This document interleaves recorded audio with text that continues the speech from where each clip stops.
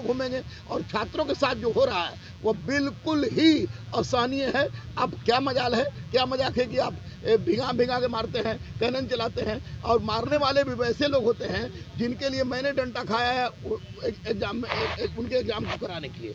तो आप लोग मारते हैं जैसे ये अपराधी हैं। अपराधी को तो मारिएगा नहीं, और नक्सलाइट को, आतंकवादी को मारिएगा नहीं, डर से हालत खराब हो जाती है। अब मारिएगा किसको, मासूम बच्चे को जो बेचारे कागज कलम छोड़ के। क्या जरूरत है कि जो लड़का मेंस का परीक्षा देता है, इंटरव्यू में से फेल करता है, आज गर्दनी बाग में क्यों बैठा है? क्या यहाँ पर ताजमहल है? यहाँ क्या है? तो इस निश्चित रूप से माननीय मुख्यमंत्री मौनी बाबा हाथ जोड़ के आपसे अनुरोध कर रहे हैं कि अपना मौन तोड़िए, मौन तोड़िए। और 67वीं में जिस तरह की गुंडागर्दी हुई थी, जो लेके मैं क्वेश्चन दौड़ा था, तो उस तरह से एक बार मौन तोड़िए।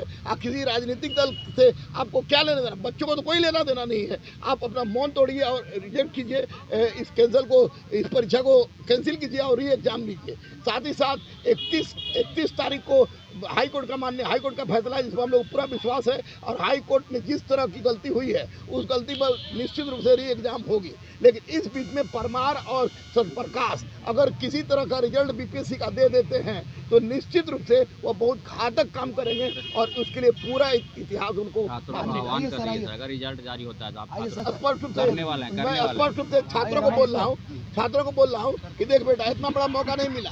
हम लोग जब परीक्षा देते थे तो मैक्सिमम 242 सीट, 242 सीट, 241 सीट आता था, 73-72 सीट आता था। लेकिन इतना बड़ा मौका है, अगर रिजल्ट दे देता है तो आप जहाँ कहीं भी हो, जैसे कहीं भी हो, आप लोग यहाँ पर पहुँचिए। गर्दनी बाग में अहिंसा में बहुत ताकत है। गांधी का देश है, जहाँ सत्य है वहाँ ईश्वर। अगर बात सच है तो निश्चित रूप से बच्चों के साथ जो अन्याय अगर रिजल्ट दे देता है, तो आप जहाँ कहीं भी रहे, जिस राज्य के भी रहे, आप गर्दनी बाग आइए।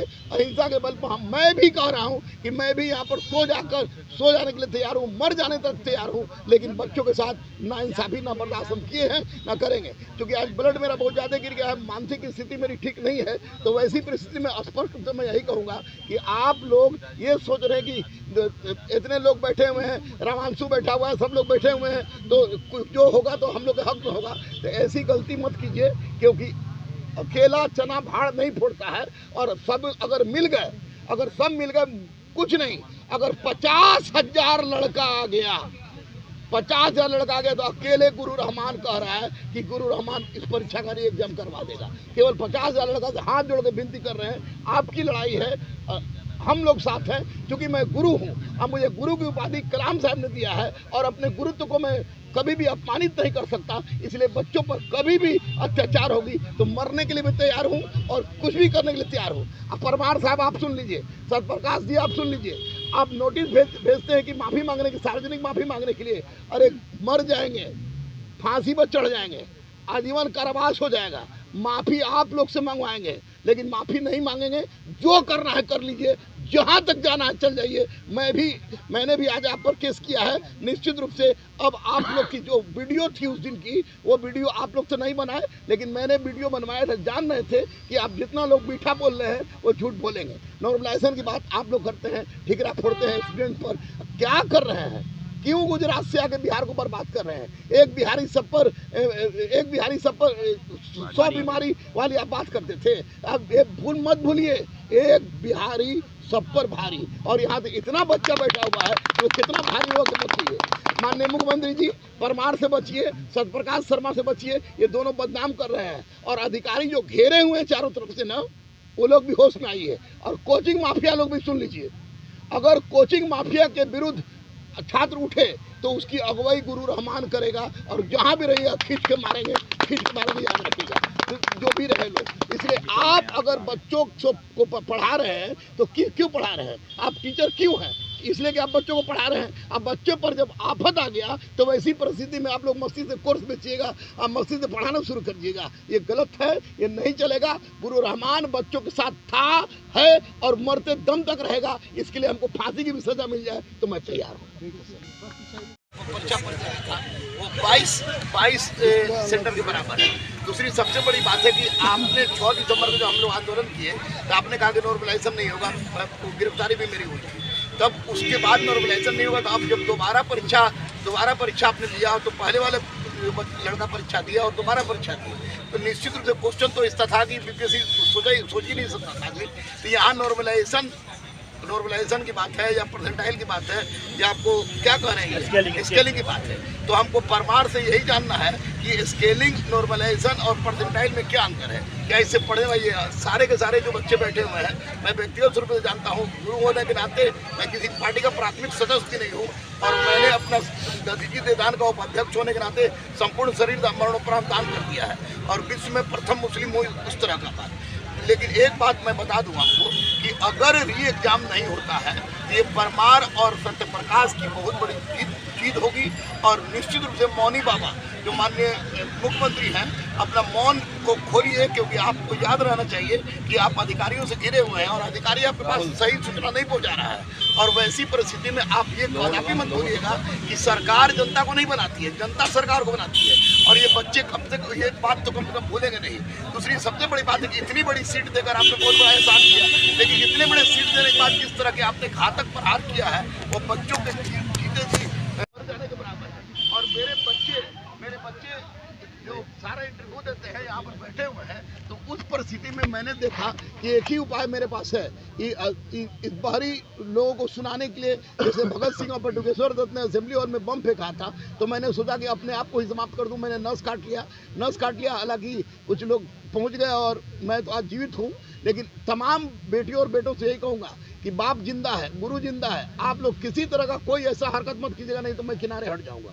और रही बात री एग्जाम का, तो या तो इनको री एग्जाम लेना होगा और नहीं तो किसी भी परिस्थिति में आप समझ जाइए।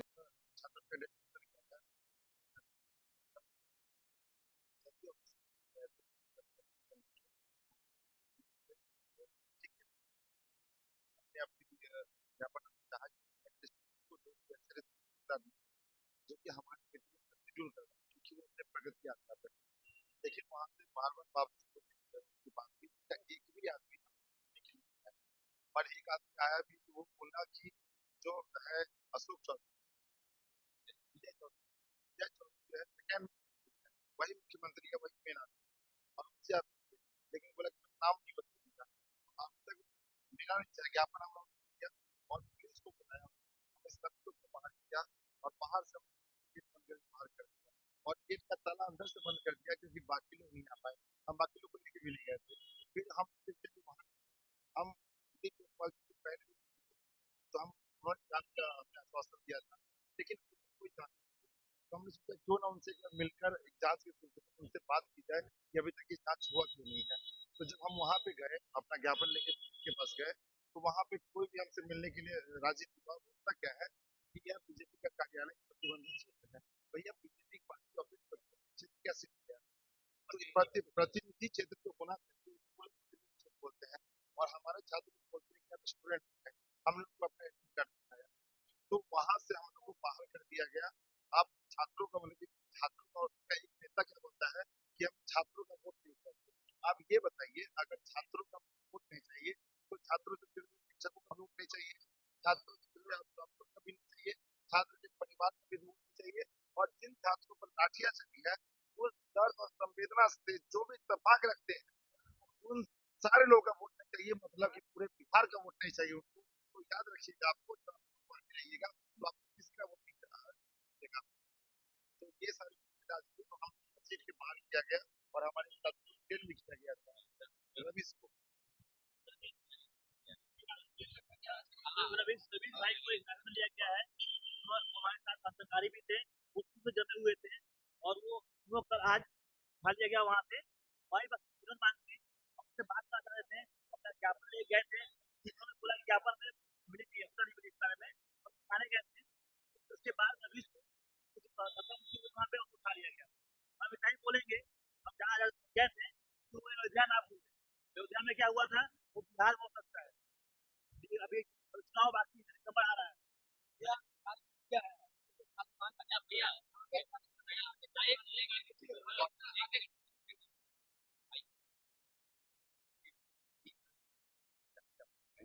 और इससे पहले वरुण चौधरी भी आए हुए थे, अखिलेश बाबू जो हैं उनसे भी हम लोग मिले थे। उस पर ज़्यादा जो 1% राहुल गांधी जी ने हमको आश्वासन दिया था कि अभी तक जो मामला सब पुलिस है और अगर इंटरवेनर की जरूरत होगी यहाँ पे तो प्रशांत भूषण जैसे जो लोग जो हैं वो इंटरवेन करेंगे और लगातार हम उनका मजबूत जो है ये संवाद भी हो रहा है और वो जो है हमें यहाँ लीगल इंडिपेंडेंस देगी।